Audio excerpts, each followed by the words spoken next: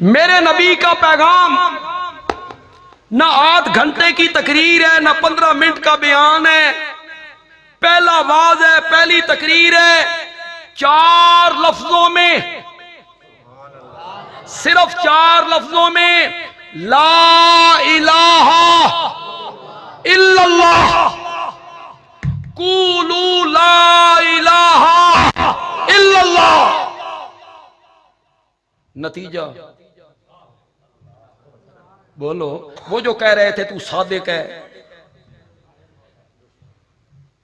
تیرے دامن پہ کوئی داغ نہیں، جب میرے نبی نے یہ پیغام سنایا، جواب پتھر، پہلا پتھر سکے چچا نے مارا،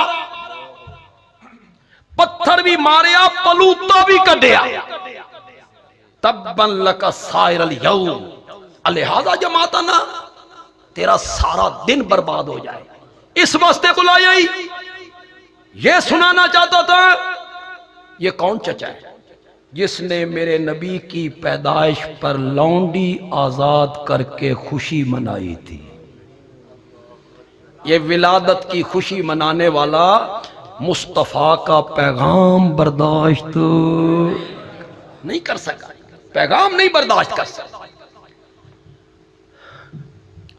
پتھر آنے لگے، میرے نبی خون میں نہا گئے، ایک آواز آئی، انت کذاب۔ 1 منٹ پہلے کیا کہہ رہے تھے؟ 1 منٹ میں بساط الٹ گئی، 1 منٹ میں انقلاب آ گیا۔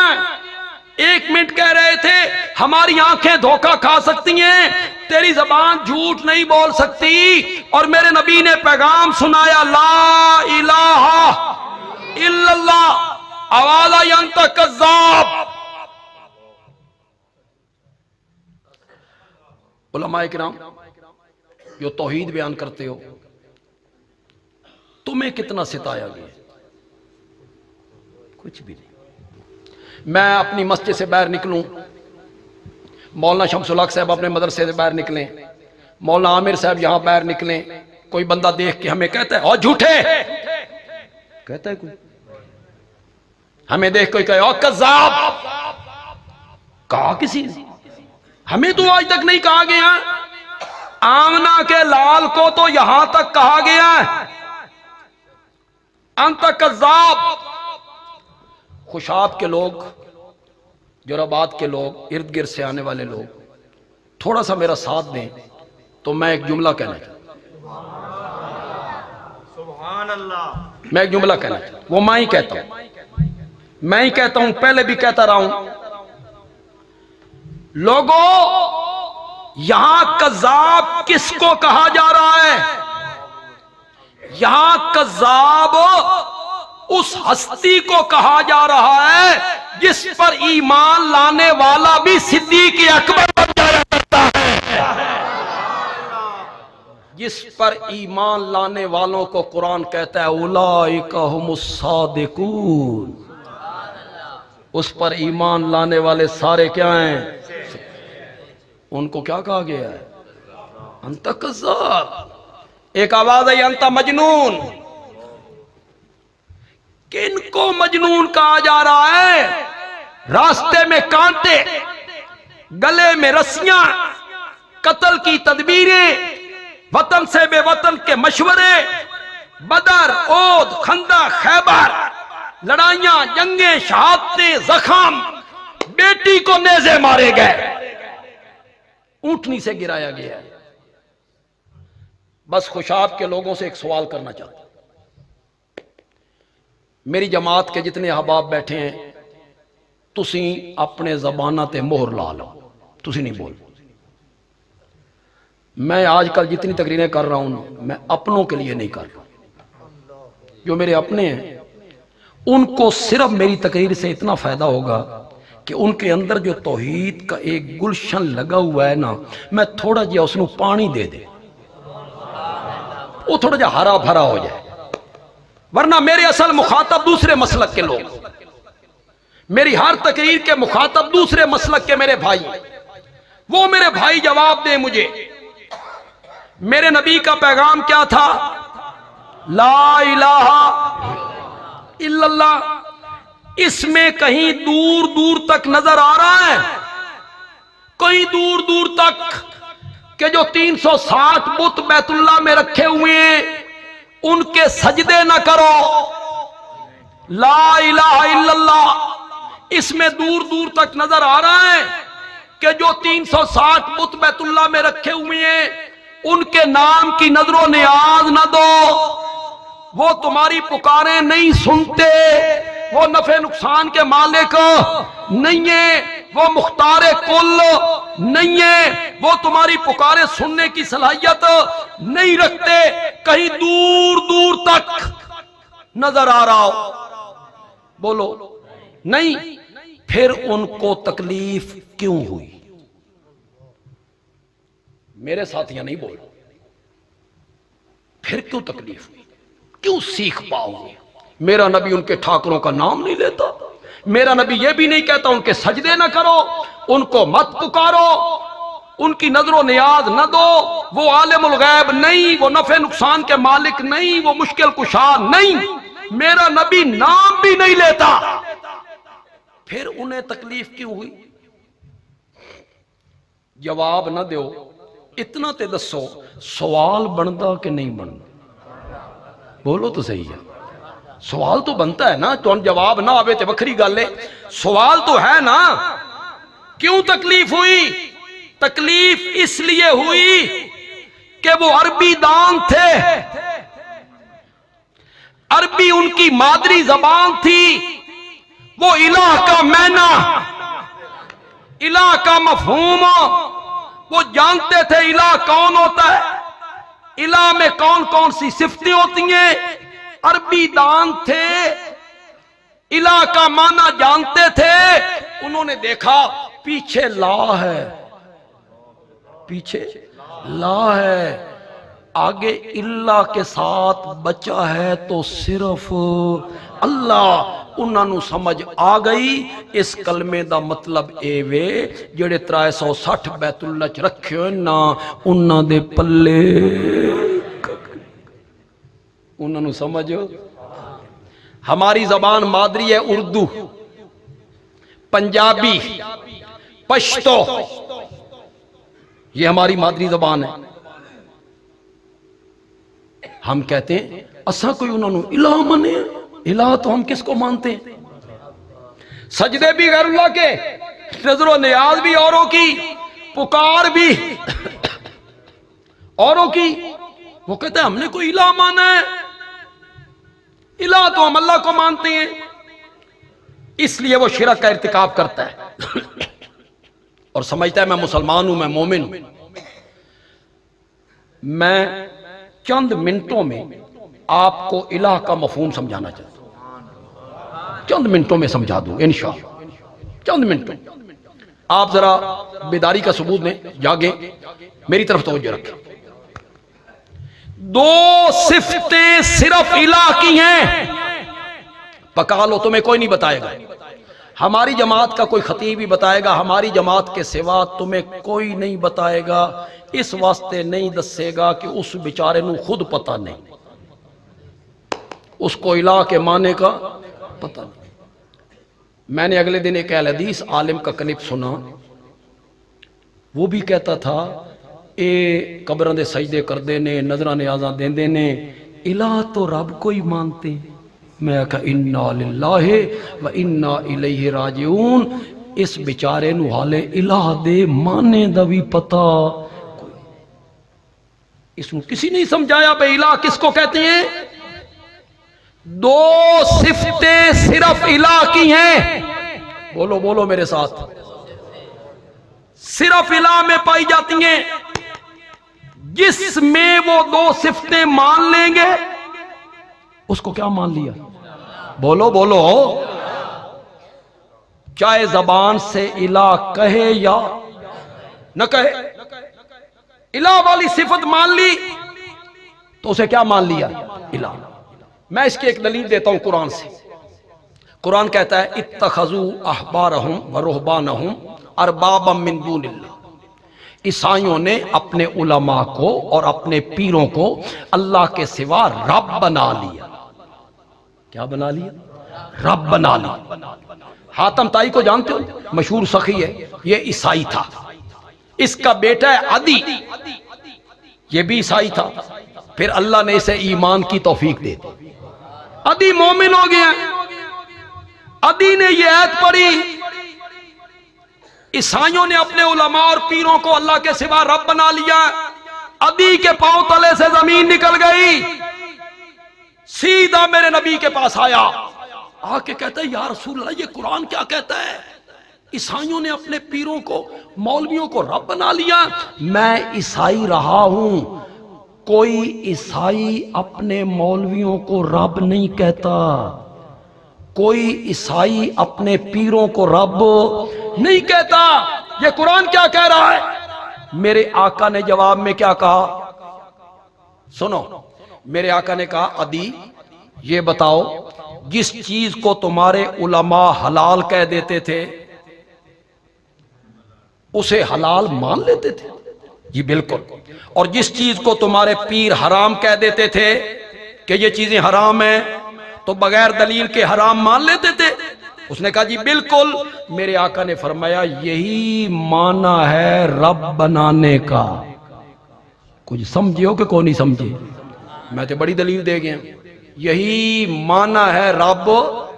زبان سے تو وہ بھی رب نہیں کہتے تھے، لیکن رب والی صفتیں، حلال حرام کرنے والی صفتیں علماء میں اور پیروں میں مانتے تھے. تو قرآن نے کیا کہا؟ انہوں نے کیا بنا لیا؟ دو صفتیں صرف الہ کی ہیں، الہی میں پائی جاتی ہیں. جس میں وہ دو صفتیں یا ایک صفت مان لی اس کو کیا مان لیا؟ زور سے کہو.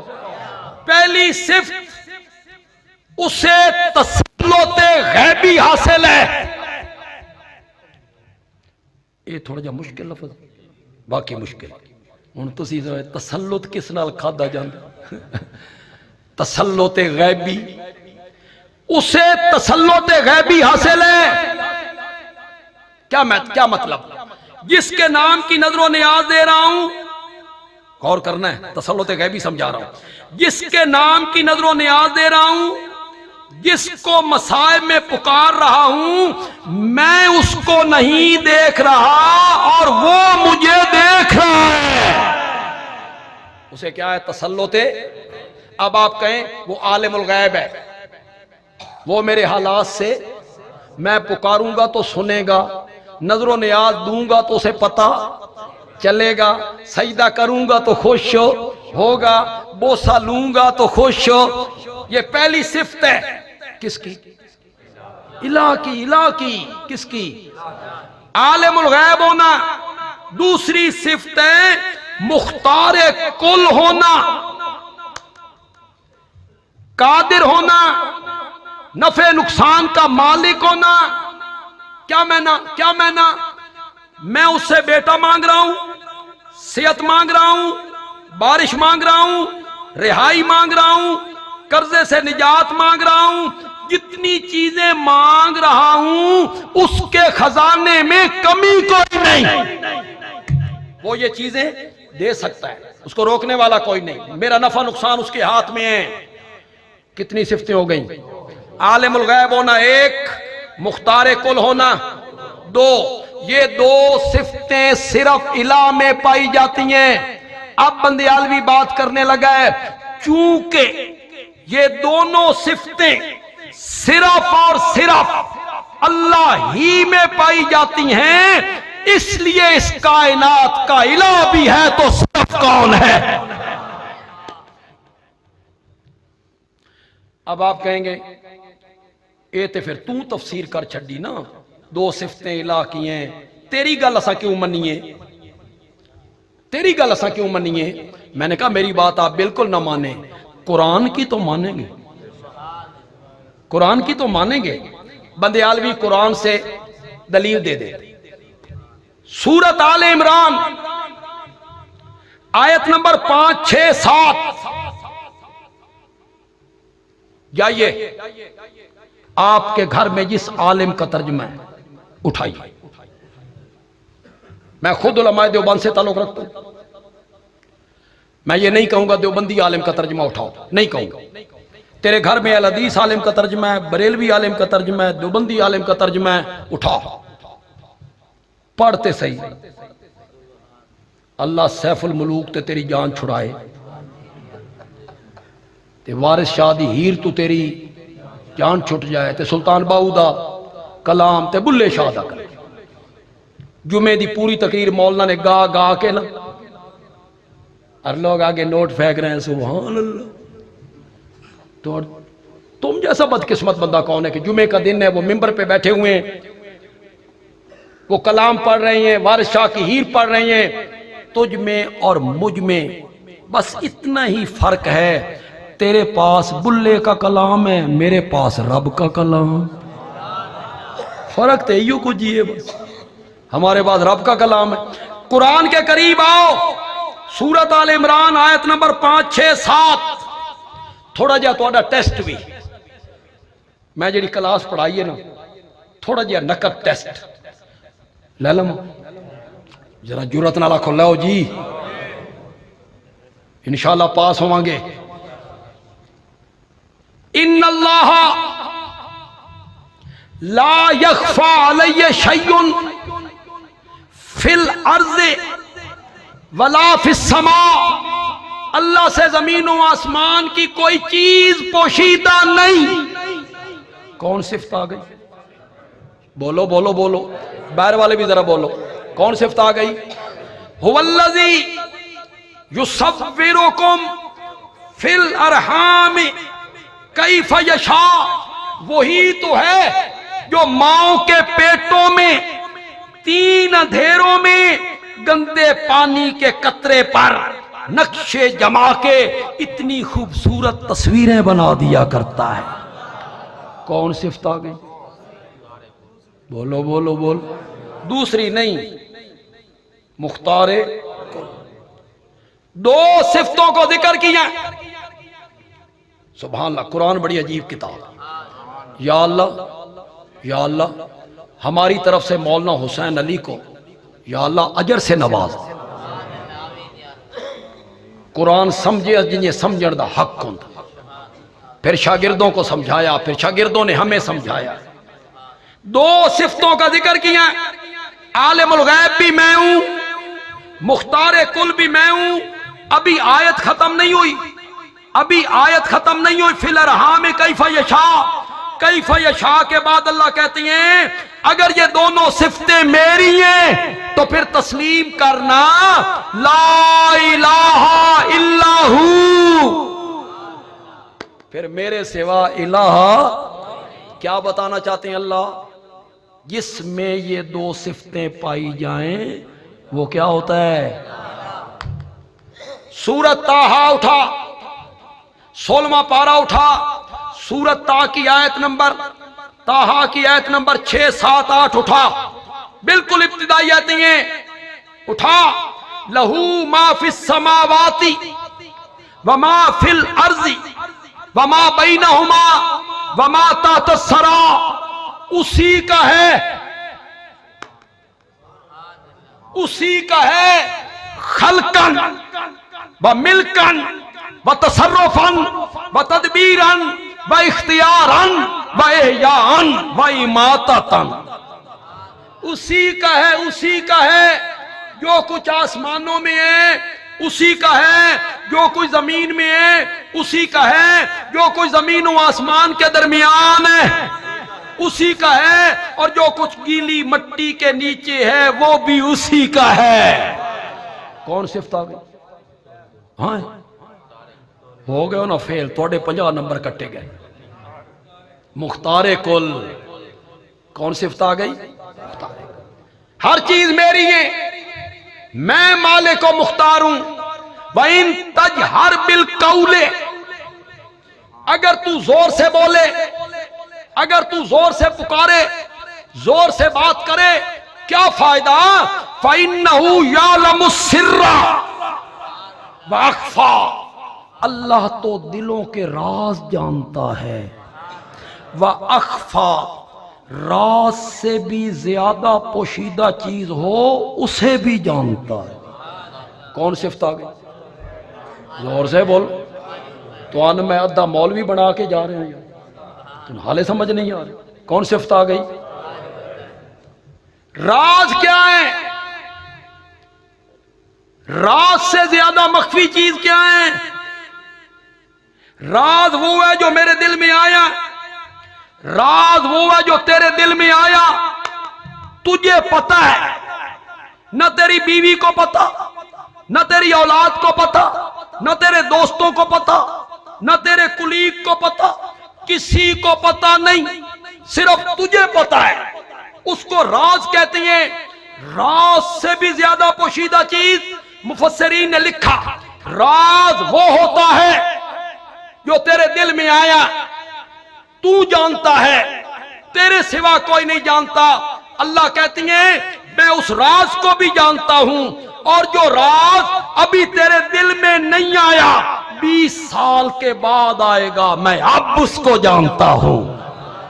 فَإِنَّهُ يَعْلَمُ السِّرَّ وَأَخْفَى۔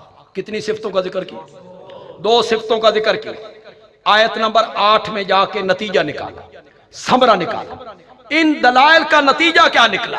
فرمایا اگر مختار کل میں ہوں، نفع نقصان کا مالک میں ہوں، ہر چیز کا مالک میں ہوں، اگر عالم الغیب میں ہوں، تو پھر میرے دعوے کو تسلیم کرنا اللہ لا الہ الا ہو۔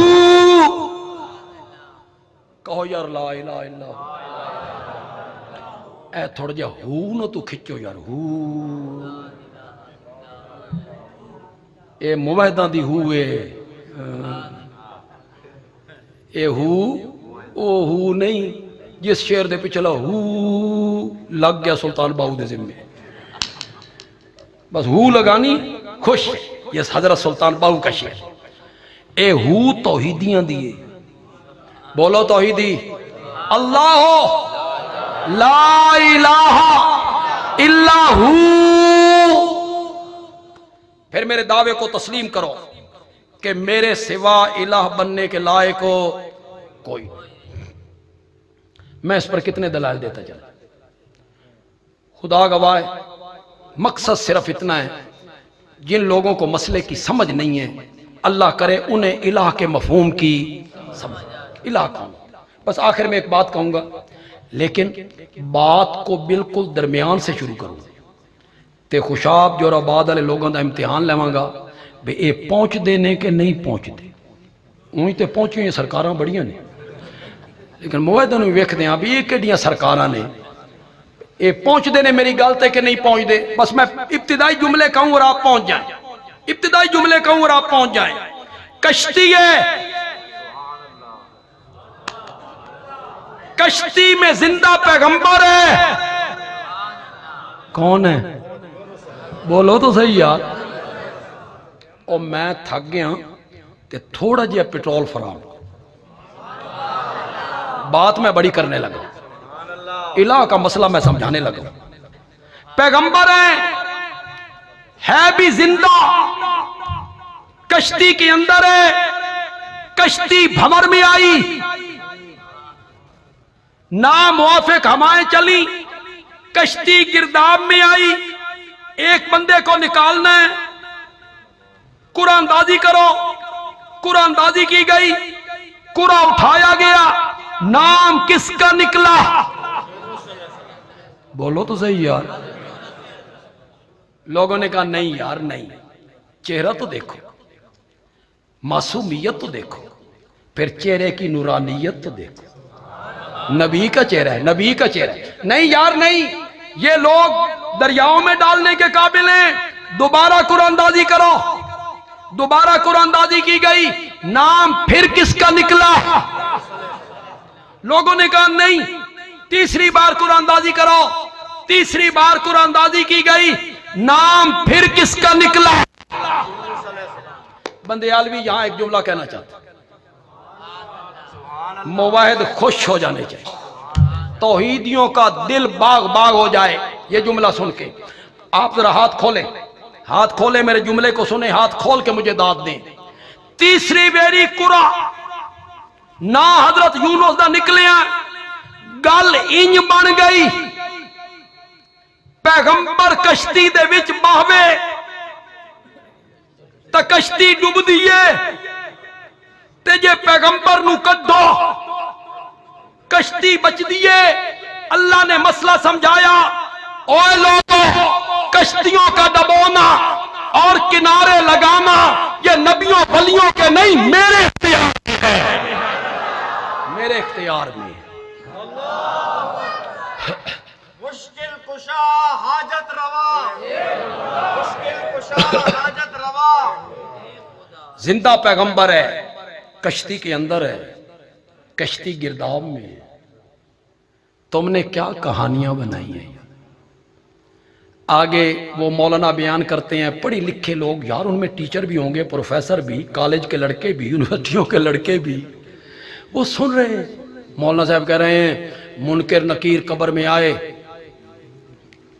انہوں نے میت کو پوچھا من ربک تیرا رب کون ہے وہ سکا میں شیخ عبد القادر جیلانی دا دھوبیاں قوم سن رہی پڑھے لکھے لوگ سامنے بیٹھے فرشتوں نے کہا من ربک وہ سکا ایک باری نہیں سنیا میں پیرانے پیر دا دھوبیاں اتنے میں پیرانے پیر آگئے قبر میں انہاں کیا تو جرت کنی ہوئی میرے دھوبی کو تسا پوچھو من ربک میں نے کہا یہ بات میری غور سے سننی خدا کے لیے غور میں نے کہا مولانا اے تیری ساری گل میں سچی مان لینا بھئی ٹھیک انہی ہویا بس من اتنا دس بھئی تین کہیں دسیا اتنی من دس ایک قبر دے وچ جو کچھ ہو رہا تین کس دسیا